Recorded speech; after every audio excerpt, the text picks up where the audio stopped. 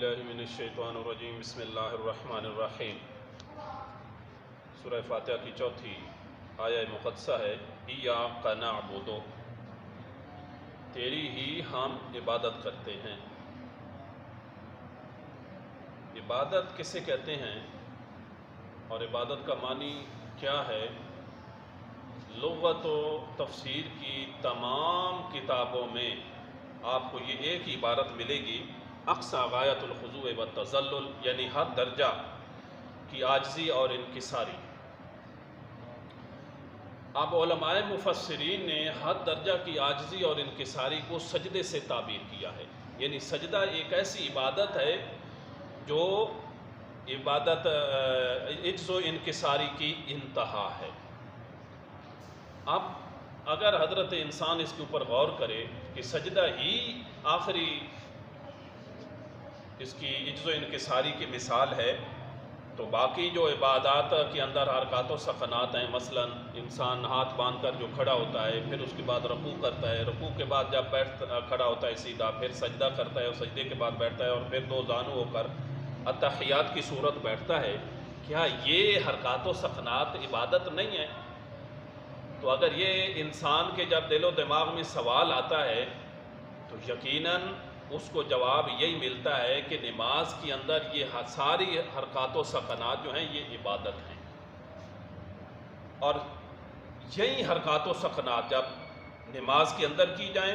تو عبادت بن جاتی ہیں، اور اگر نماز کے علاوہ کی جائیں تو وہ عبادت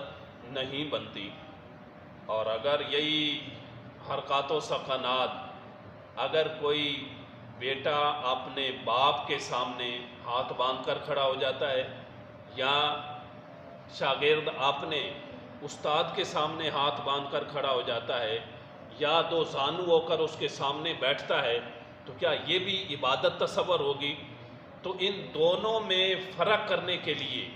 کہ کون سی حرکات و سکنات عبادت بنیں گی اور کون سی حرکات و سکنات تعظیم کے زمرے میں آئیں گی، تو ان میں فرق کرنے کے لیے صرف ان حرکات و سکنات کو ادا کرنے والے کے سامنے یا اس کے دل و دماغ میں یہ ایک بات ہو کہ یہ محبوب سمجھ کر رہا ہو، الہ سمجھ کر رہا ہو، تو یہ ساری چیزیں عبادت بن جائیں گی۔ اگر وہ الہ سمجھ کر یہ ساری حرکات و سکنات نہیں کر رہا تو پھر وہ عبادت نہیں بنیں گی، وہ تعظیم کے زمرے میں آئیں گی۔ جب اس بات کا پتہ چل گیا کہ عبادت کا صرف اور صرف حقیقی حق اور لائق وحدہ لا شریک کی ذات ہے، اور حقیقت میں بھی یہی ہے کہ حضرت انسان کا وہ رازق بھی ہے، وہ مالک بھی ہے، وہ خالق بھی ہے، اور اس کے علاوہ انسان جا کہاں سکتا ہے؟ اور ہونا بھی یہی چاہیے کہ اس محبوب الہی کے سامنے، محبوب حقیقی کے سامنے انسان کو سر بسجود ہونا چاہیے۔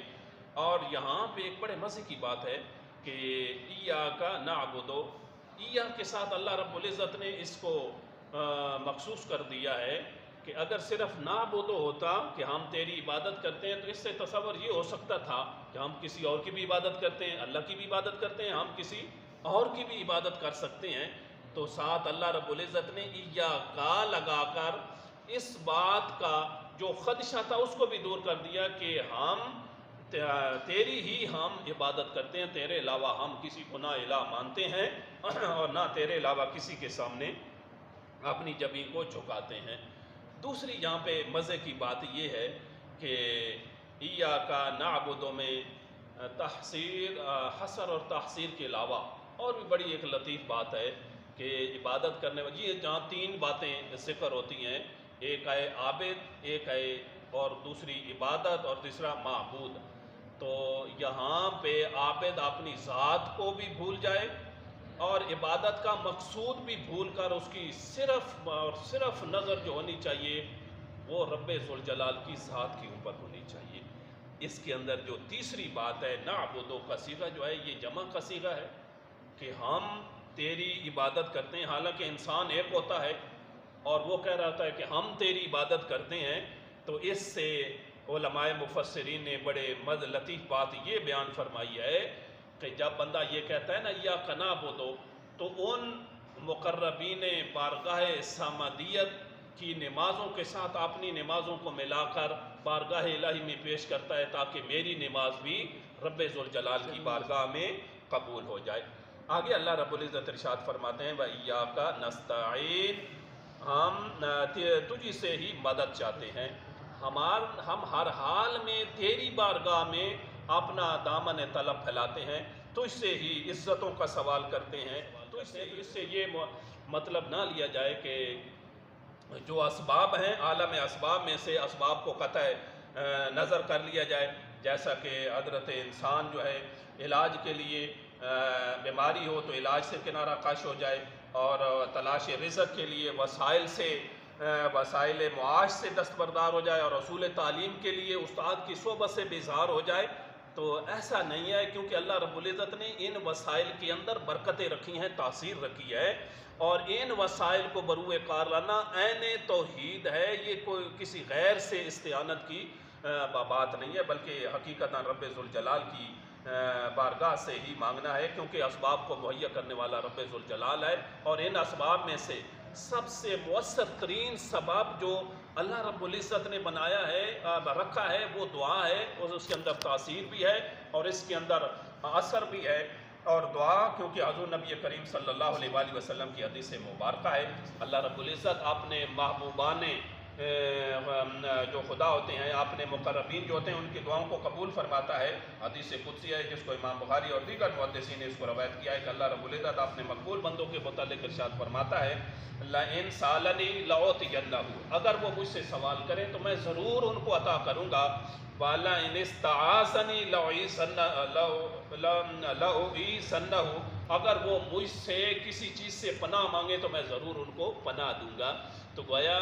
ان لوگوں کی خدمت میں عرض کرنا، اور جو عرض کرنے والا ہوتا ہے اس کی دل و دماغ کے اندر یہ نہیں ہے کہ یہ حقیقی ہی مدد کرنے والے ہیں، بلکہ اس کے نظر دل و دماغ کے اندر یہی بات ہوتی ہے کہ ان کا اللہ کی بارگاہ میں مقام ہے، اور جب یہ سوال دراز کریں گے، ہمارے لیے بھی کریں گے، تو اللہ رب العزت ضرور قبول فرمائیں گے۔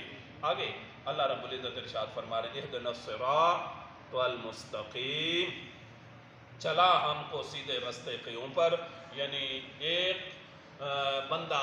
اپنی تمام رب ذوالجلال کی حمد و ثنا، اس کی کبریائی، اس کی رحمانیت کا اعلان کرنے کے بعد،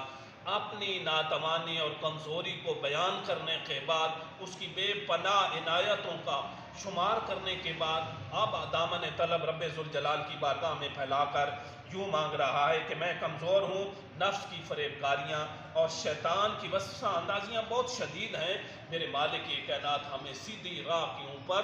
قائم و دائم فرما اور سیدھی راہ کے اوپر رکھ۔ کون سی سیدھی راہ؟ صراط الذین انعمت علیہم، وہ رستہ جس کے اوپر تو نے انعام فرمایا ہے، جس کے اوپر تیری مہربانیاں ہوئی ہیں، وہ رستہ جس کے اوپر تیری رحمت کی برکھا برستی رہی ہے، ایسے لوگوں کا رستہ ہمیں دکھا، اور وہ کن لوگوں کا رستہ ہے، وہ کن لوگوں کے راہ کے اوپر چلنے والی ہے، اس کی تفسیر بھی قرآن پاک کے اندر موجود ہے۔ فرمایا من النبیین والصدیقین والشہداء والصالحین، یہ انبیاء کا، شہداء کا اور صالحین کا رستہ ہے۔ آگے میرا مالک کائنات ارشاد فرما رہا ہے غیر المغضوب علیہم ولا الضالین، مالک ہمیں ان لوگوں کا رستہ، یعنی نہ ان کا جن پر تو نے غضب ہوا ہے، اور نہ گمراہوں کا رستہ، یعنی ان دونوں رستوں سے ہمیں بچا لے اور ہمیں سیدھی راہ کے اوپر کامزن فرما۔ بندے کے لیے لائق بھی یہی ہے اور اس کی ذمہ داری بھی یہی ہے کہ ہر وقت اپنے رب ذوالجلال کی بارگاہ میں یہی عرض کرتا رہے کہ وحدہ لا شریک ہمیں سیدھی راستے کے اوپر چلا۔ اللہ کریم ہمیں سمجھنے کی توفیق عطا فرمائے۔ وآخر دعوانا